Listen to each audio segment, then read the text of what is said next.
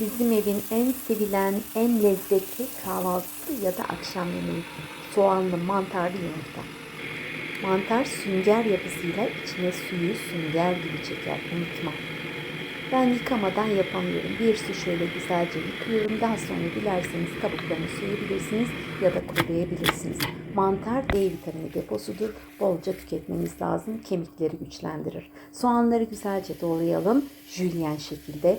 Az yağlı tavaya alalım. Güzelce kavuralım. Mantarı eğer güneşe koyarsanız ortadan ayırıp D vitamini içine daha çok çekecektir. Doğradığınız mantarları soğanların üzerine alalım. Karamelize soğan çok yakışır. Üzerine biraz tuz ilavesi yapalım. Dilediğiniz baharat ve dilediğiniz kadar yumurta. 2 kişilik yarım paket mantar.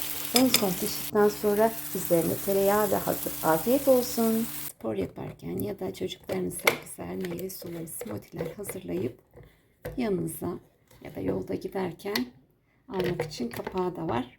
Şimdi çok moda olan güzel blender aldım. Kızıma aldım. Çok memnun kaldı. Kendime de aldım. Reklam değildir. Çok güzel paketlemişler. Bakalım nasıl çıkacak. Hemen deneyelim. Önce sıcak suyla güzelce yıkayalım. Kutudan kefir çıktı. Önce buz kırma özelliğini deneyelim. Güzel parçaladı. Dilediğiniz meyveyle yapabilirsiniz. Ben aronya ile yapıyorum.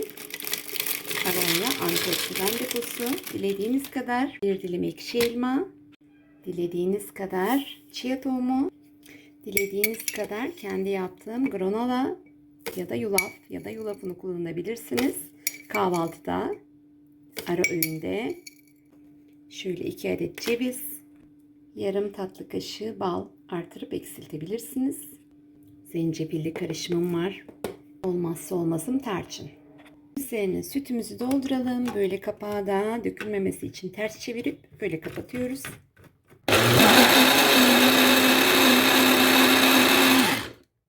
Smoothie'miz hazır. Haznesi kolaylıkla yıkanabilir ve iş yerinize ya da spor yaparken ya da çocuklarınıza güzel meyve suları, smoothie'ler hazırlayıp yanınıza ya da yolda giderken almak için kapağı da var. Tavsiye ederim. Smoothie'miz hazır.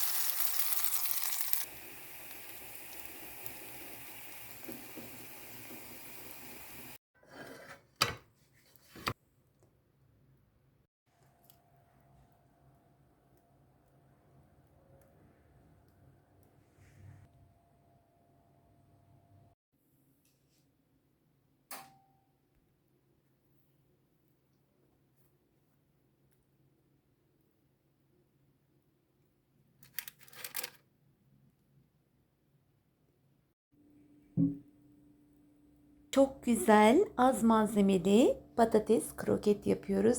Diğer adıyla patates köftesi diyebilirsiniz.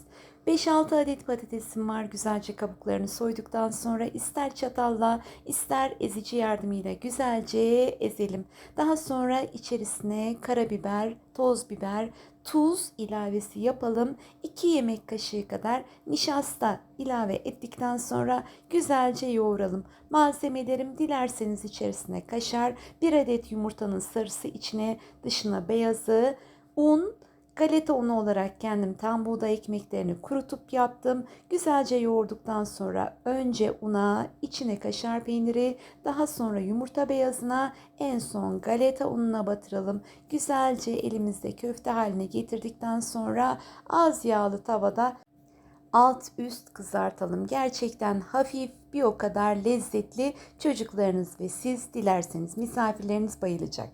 Eğer ben sossuz sevmem, yanında sosla yerim derseniz yanına da güzel bir sos hazırlayalım. Tüm köftelere aynı işlemi uygulayalım. Unutmayın, önce una, yumurta beyazına, en son galeta ununa, daha sonra tavaya.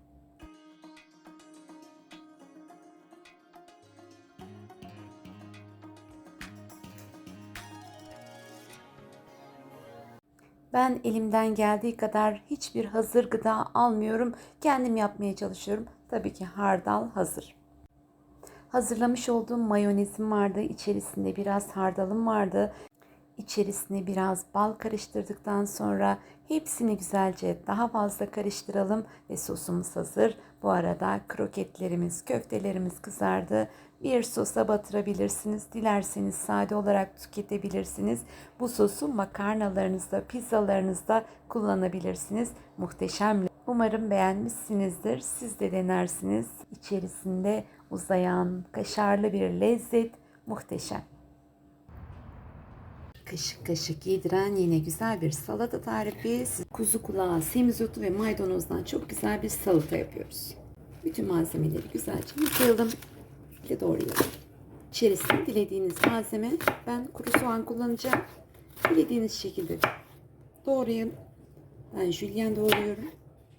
Ve soğanları şöyle hafif tuz yardımıyla ovuşturalım. Salatalık büyük, o yüzden çeyrek salatalık doğruyorum. Dilediğiniz kadar bir domates tırtıklı bir bıçakla doğrarsanız, brok bıçaklar var ya, o zaman domatesi ezmeden, zedilemeden doğrayabilirsiniz. İçerisine dilediğiniz bir peynir, ben köy peyniri kullandım. Küp küp doğrayalım. Salatalara ben hardalı çok yakıştırıyorum. Üzerine bol zeytin, kaşık kaşık yediren yine güzel bir salata tarifi sizlerleydi. Umarım siz de dener, siz de yaparsınız. Afiyet olsun.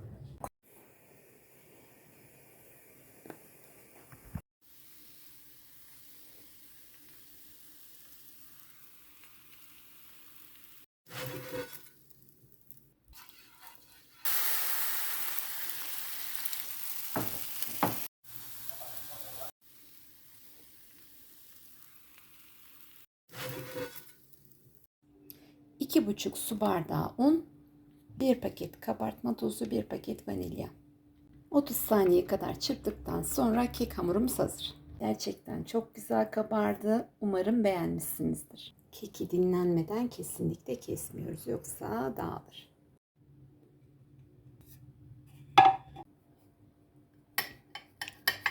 Avokadoyu sevmeyenlere sevdiren bir tarifle geldim. Kahvaltılarınızın baş tacı, bizim evin en sevdiğim kahvaltısı.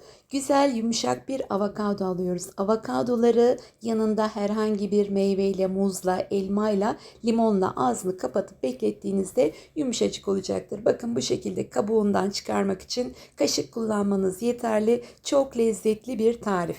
Üzerinden çıkardığınız kabuğu da geri kapatabilirsiniz. Alüminyum folyo ile sardığınızda kararmadan ertesi güne kalacaktır. Dilediğiniz kadar avokado.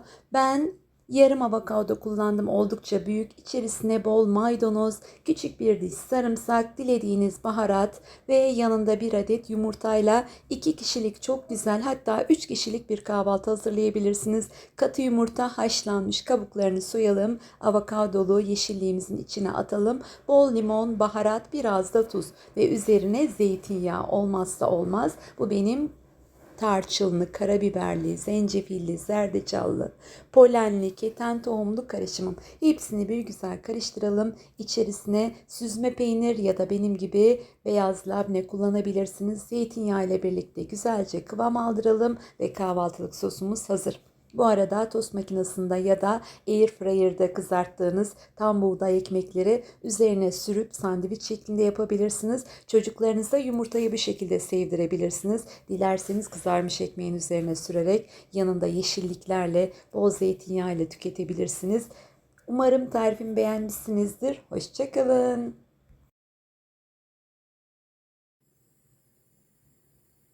Mis kokulu poğaçayı evimizde yapıyoruz. Bu gördüğünüz güzel poğaçaları yapmak için hemen tarifimize geçelim.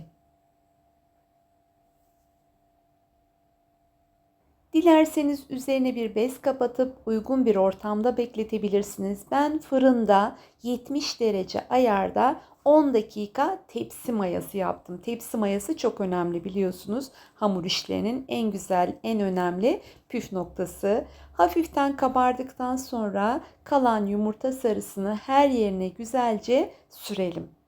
Daha sonra bir çatal yardımıyla Önce uzunlamasına, sonra yatay olarak artı şeklinde şekil verelim. Bu poğaçamızın daha güzel şekilde pastane poğaçası şeklinde olmasını sağlayacak. Ve poğaçalarımız fırına gitmeye hazır. Ve poğaçalarımız pişti.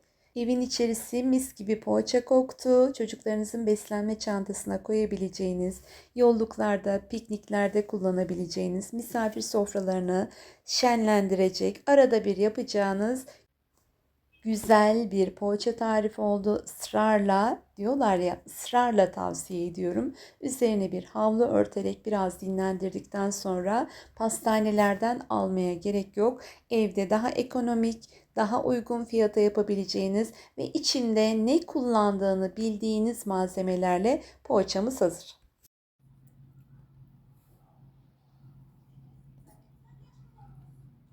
Hadi ki.